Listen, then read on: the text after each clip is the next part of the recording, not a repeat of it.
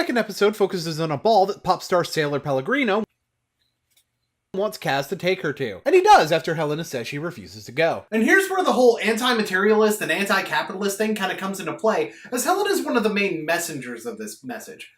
I mean, it's not like they just use Helena. For instance, in this episode, they also use the ball itself as an example. See, one of the major subplots of this episode is that the ball is the black and white ball, and Kaz's tuxedo, in spite of appearing black, is actually midnight blue. He gets a new one that actually is black, but Archangelo becomes talk of the town when he shows up in a midnight blue tux. Which relates directly to the anti-conformity stuff that's kind of going to come up in the next episode, but it also relates directly to the way Helena talks to Kaz during this episode. This all occurs in Helena's conversation about no longer being a fashion blogger and her new anti-capitalist viewpoint. And it kind of makes sense that Helena's viewpoint has shifted in this way. Remember, she was possessed because of a custom Chanel suit, a commodity of a capitalist society.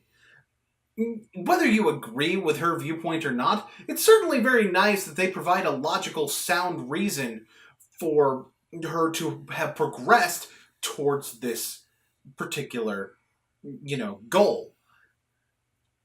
But the interesting thing about this conversation, the thing that I really want to bring up as it relates to this particular episode, comes when they're talking about the midnight blue tuxedo. Early on in this conversation, Kaz has this to say. Fashion is not a commodity. Oh yeah? What is it then? It's a glimmer of hope in a cruel world.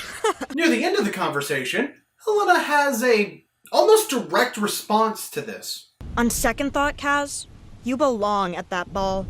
Your midnight blue tux will be a glimmer of hope in a cruel world. So in a strange way, she's telling Kaz that wearing a midnight blue tux at this black and white ball would actually be something fashion forward.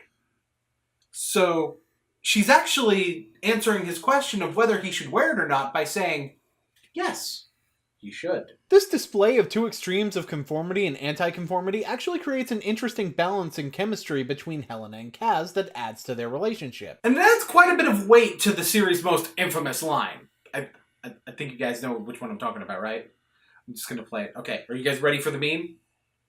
Here comes the meme! Oh, Archangelo, what do you live here? I wish I lived here.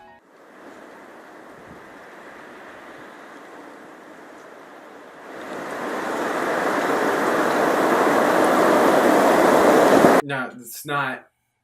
It's You don't deserve this big Toblerone. There we go!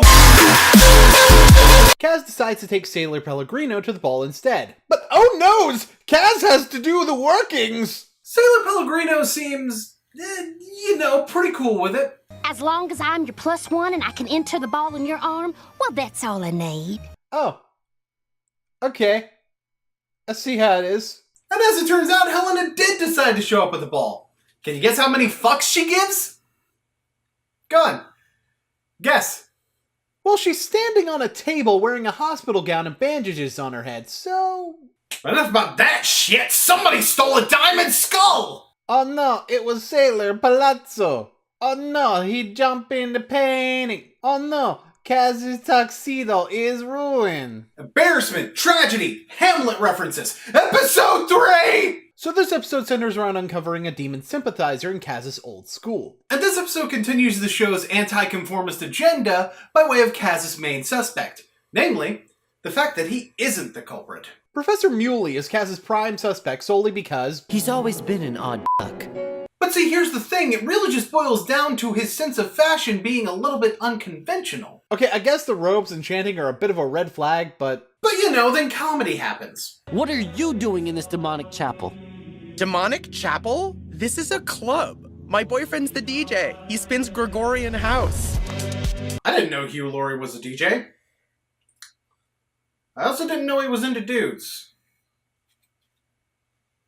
Okay, I kind of suspected he was into dudes. The last 6 minutes of this particular episode shift into an ad for Toblerone for some reason. No, really. First of all, it's a Toblerone that's central to making Helena aware that Kaz is in trouble. Because as it turns out, the Hellenists are the demon sympathizers. This is actually a pretty decent twist because we really don't have a lot of reason to suspect the Hellenists before now.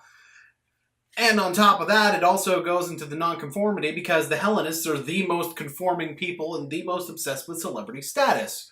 So, of course they're the villains. Helena does save Kaz from getting sacrificed to demons. But this is the part where it becomes a straight up ad. In fact, the only worthwhile thing about you is your taste in luxury chocolate. Uh-huh. So materialism and excess are bad. Unless, of course, it's the delicious chocolate taste of a Toblerone. That is large enough to be used as a weapon. That seems counter to the message that this show is trying to convey, doesn't it?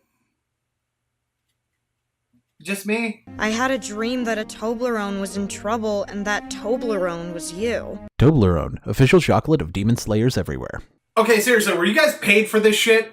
Because if you weren't, you kinda got ripped off. Because seriously, not only is this going against your entire show, espousing the benefits of luxury goddamn chocolate, when you've been talking about how conformity is bad and capitalist excess is bad this entire time, only to tell us how luxury chocolate is great. And on top of that, the character you have saying the things against capitalism and against materialism is the one talking about how great Toblerone is.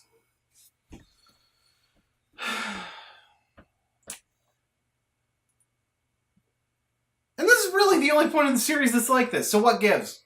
You know what? Whatever. Every show ends up having a low point at some point. Let's just move on. Episode 4!